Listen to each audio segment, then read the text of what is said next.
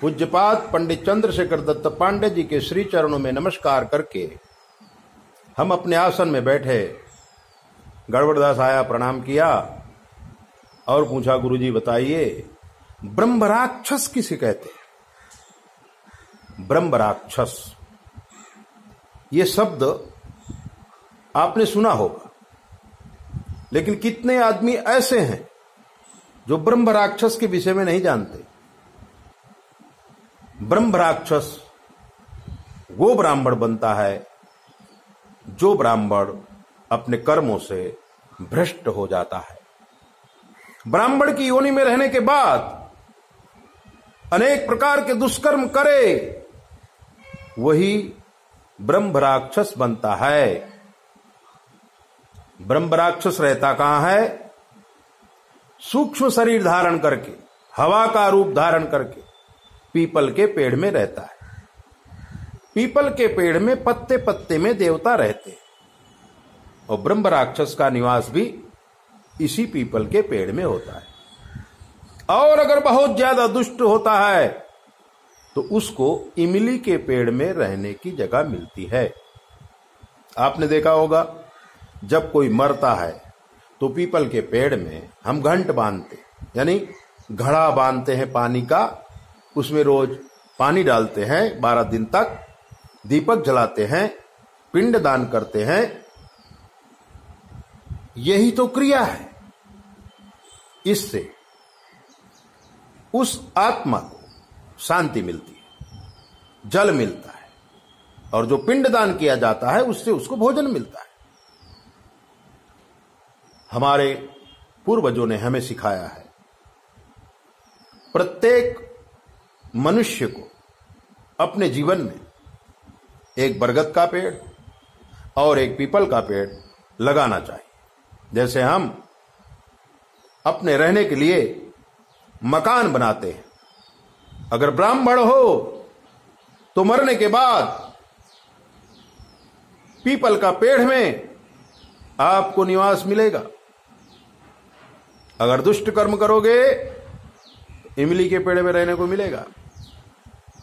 और जब तक आपके दुष्कर्म पूरे नहीं होंगे तब तक आप पितरलोक में नहीं जा सकते। इसलिए दूसरे पेड़ में अनेक आत्माएं रह रही हैं, और जब हम मरेंगे तो उस पेड़ में हमको रहने के लिए जगह कहां मिलेगी? एक मकान में कितने आदमी रह सकते हैं? इसलिए मरने के बाद अपने लिए एक पीपल का पेड़ लगाइए, तो आपको उस पीपल के पेड़ में रहने के लिए जगह मिलेगी, जो आपकी खुद की होगी।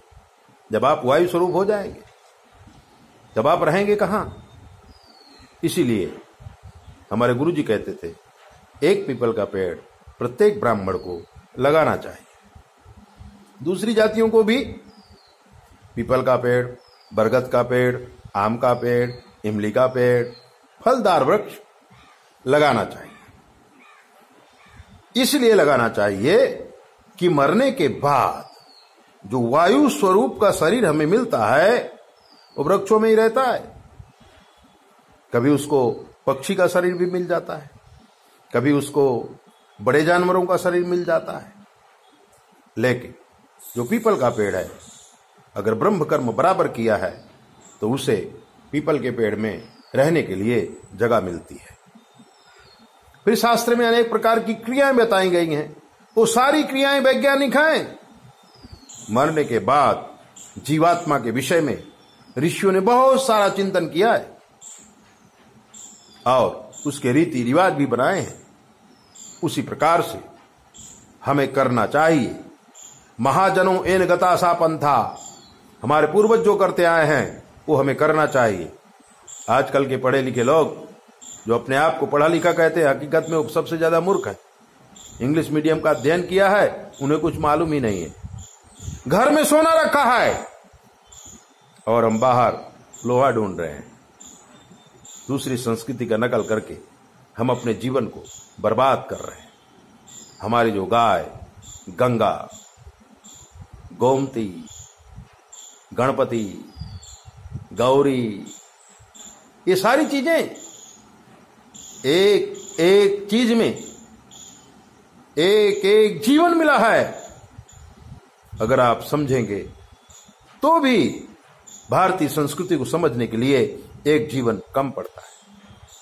लेकिन हम जब अपने मन से काम करने लगते हैं, अन्याय के रास्ते पे चल देते हैं, बड़ों का आदर नहीं करते हैं, गुरुजनों से नाराज हो जाते हैं, गुरुजनों का अपमान करते हैं, ब्राह्मण संत साधु दिव्य पुरुषों का जब हम अपमान कर देते हैं तो हमारे जीवन के सारे पुण्य कर्म नष्ट हो जाते हैं। इसलिए कभी भी अपने से बड़े, अपने से बुजुर्ग, माता पिता, गुरुजन, अगर आपसे अपमान हो गया है तो आप समझिए कि आपके सारे पुण्य कर्म नष्ट हो गए हैं और आपको भूत बनकर इस दुनिया में घूमना पड़ेगा और आपका वंश नाश हो जाएगा। वंश आगे न बढ़ना ये भी एक पितरदोष का कारण है। और पितरदोष इसी को कहते हैं कि जो हमने अपने पूर्वजों का अपमान किया है, अपने वडिलों का अपमान किया है, गुरुजनों का अपमान किया है, इससे जीवन नष्ट हो जाता है। अगर आप इस भव को संभालना चाहते हैं, आने वाले भव को भी संभालना चाहते हैं, सुंदर, स्वस्थ और निरोगी जीवन जीना चाहते हैं, तो माता पिता की सेवा करो, गाय की सेवा करो, भारतीय संस्कृति के नियमों को समझो और उस प्रकार से अपना जीवन जियो। आपके जीवन में कोई तकलीफ नहीं आएगी। ऐसे ही दिव्य बातें जानने के लिए आप हमारे चैनल को सब्सक्राइब करो, लाइक करो, दूसरों को भी भेजो और भारतीय संस्कृति का अध्ययन करो। 9825200108 पर फोन करके कुछ भी पूछो। जय बोले। अपना ध्यान रखो।